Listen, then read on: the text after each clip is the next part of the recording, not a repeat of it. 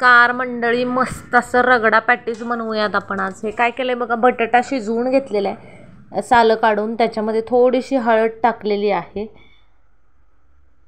आणि इकडे बघा हे अद्रक लसूणची पेस्ट आहे, ती पण टाकून घेतली आपण या बटाट्यामध्ये। आणि गोड बटाटा नसावा, मेक शुअर की बटाटा हा गोड नसावा। याच्यामध्ये थोडंसं धने पावडर टाकली आहे, थोडंसं चवीपुरतं मीठ टाकूयात आपण आता, आणि थोडेसे पोहे भिजवलेले टाकलेत मी त्या बाइंडिंगसाठी। आता ही आपण रगडा पॅटीसची टिक्की बनवतोय। तर बघा असं मॅश करून मस्त हाताने मळून घ्यायचं बटाट्याला। थोडंसं बाइंडिंगसाठी तांदळाचं पीठ टाकले मी, आणि अशा प्रकारे आपण हे टिक्कीचं पीठ मळून घेतलेलं आहे बटाट्याचं। एकसारखं एकसंध मळून घ्यायचं, आणि याच्या तुम्हाला हव्या त्या आकारामध्ये तुम्ही टिक्की बनवू शकता। आता जर भैया लोकांकडे आपण बघितलं तर हार्ट शेपमध्ये टिक्की असतात, एक नंबर लागतं हे बघा। अशा मी टिक्की बनवून घेते सगळ्या। आता अशा प्रकारे आपला पॅटीसच्या टिक्की बनवून झालेल्या आहेत।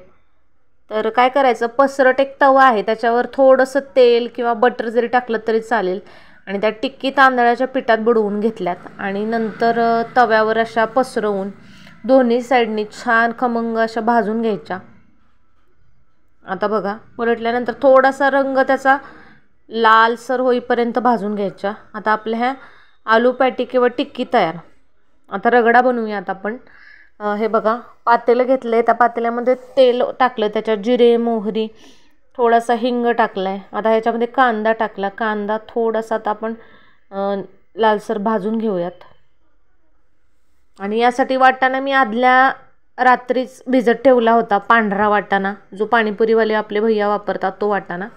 त्याच्यात आता नंतर थोडासा टोमॅटो टाकला, चिंचेचा कोळ पण मी आधीच बनवून ठेवलेला होता। आता बघा त्यामध्ये आपण थोडं अद्रक लसूणची पेस्ट टाकायची, आणि थोडीशी हळद टाकली। आपलं हे घरचं लाल तिखट टाकले, तुम्ही लाल मिरची पावडर पण टाकू शकता।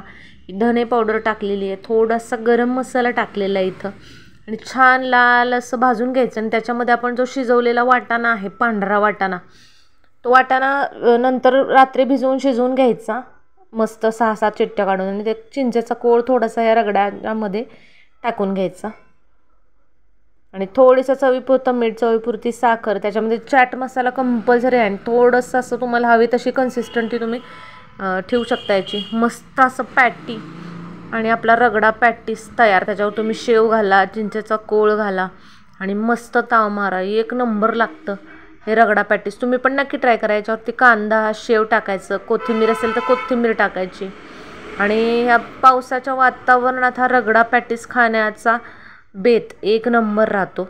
तुम्ही पण नक्की ट्राय